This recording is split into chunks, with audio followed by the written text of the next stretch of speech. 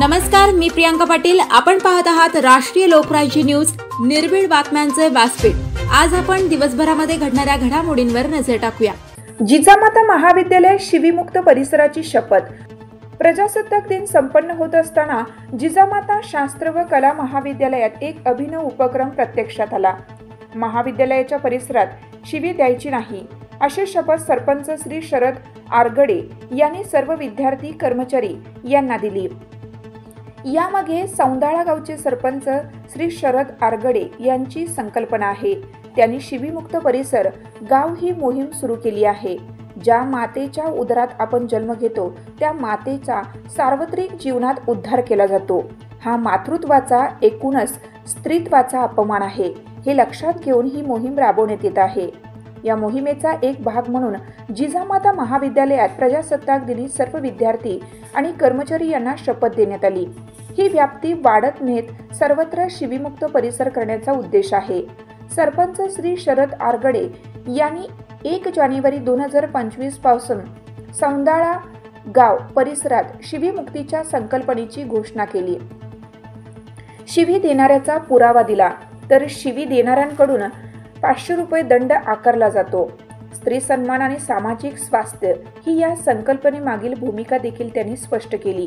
शिवीमुक्त गाव व परिसर ही संकल्पना राबवणारी ही महाराष्ट्रातील पहिली ग्रामपंचायत आहे। यावर्षी महाविद्यालयात विश्वस्त श्री अशोकदादा मिसाळ यांच्या हस्ते ध्वजारोहण करण्यात आलं। या प्रसंगी श्री मारुतराव घुले पाटील शिक्षण संस्थेचे ज्येष्ठ विश्वस्त माननीय आमदार पांडुरंग अभंग, माननीय ॲडव्होकेट देसाई देशमुख, माननीय काशीनाथ अण्णा नवले, माननीय डॉक्टर नारायण मस्के, सचिव माननीय अनिल पंडित शेवाळे, कृषी तंत्रज्ञान महाविद्यालयाचे प्राचार्य मते, महाविद्यालयाचे प्राचार्य डॉक्टर शिरीष लांडगे, प्राचार्य पोपट निसारे, सर्व शिक्षक शिक्षकेतर कर्मचारी विद्यार्थी मोठ्या संख्येने उपस्थित होते। आज या ठिकाणी मी शिव्याबंदीच्या संदर्भामध्ये आलेलो आहे। शिव्याबंदी सौंदा ग्रामपंचायतने आम्ही ग्रामसभेमध्ये ठराव घेतला की शिव्या द्यायच्या नाही। शिव्या न दिल्याने काय काय होईल तर सगळ्यात महत्त्वाचं काय होईल, माता भगिनींचा सन्मान होईल। ज्यावेळेला आपण बघतो ज्यावेळेस दोघांचे वाद चालू असतात त्या वादाच्या ठिकाणी आईचा बहिणीचा कुठलाही संबंध नसतो, त्या तिथे उपस्थितही नसतात, परंतु त्यांच्या नावाने उद्धार केला जातो।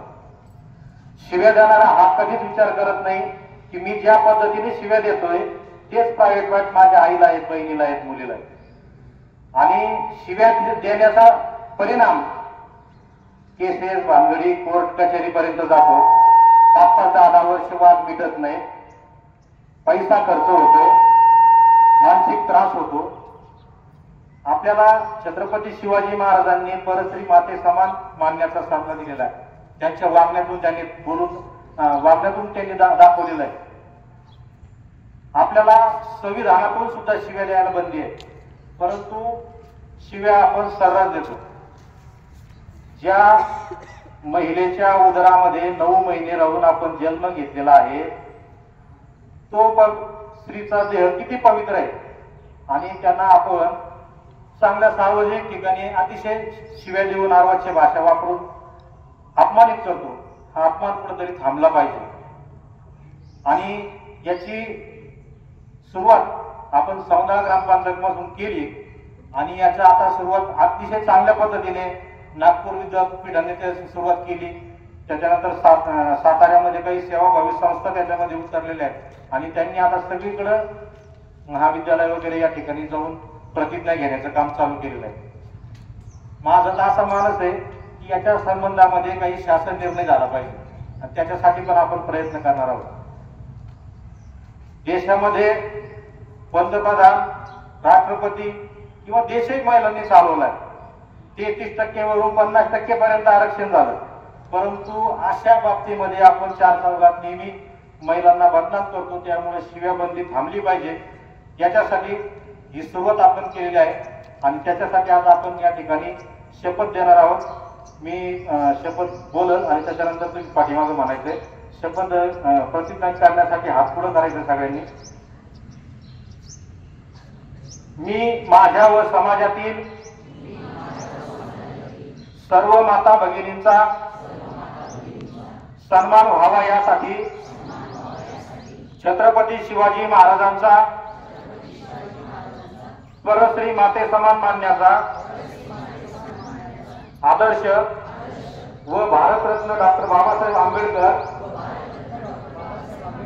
यांनी लिहिलेल्या संविधानाच्या प्रति आदर ठेवून अशी प्रतिज्ञा करतो की ज्या स्त्रीच्या उदरामध्ये 9 महिने राहून जन्म घेतला अशा पवित्र स्त्रीदेहाला यापुढे कधीही अर्वच्य भाषा किंवा शिव्या देऊन अपमानित करणार नाही. त्यांना पुरुषाप्रमाणे दर्जा देईल. मी सर्व स्त्रियांच्या प्रती आदर व सन्मान करीन. जय हिंद. राष्ट्रीय लोकराज्य न्यूज नेटवर्क नेवासा. ताज्या बातम्यांसाठी आणि अपडेट्ससाठी राष्ट्रीय लोकराज्य न्यूज चॅनलला सबस्क्राईब करा. तसेच लाईक आणि शेअरही करा.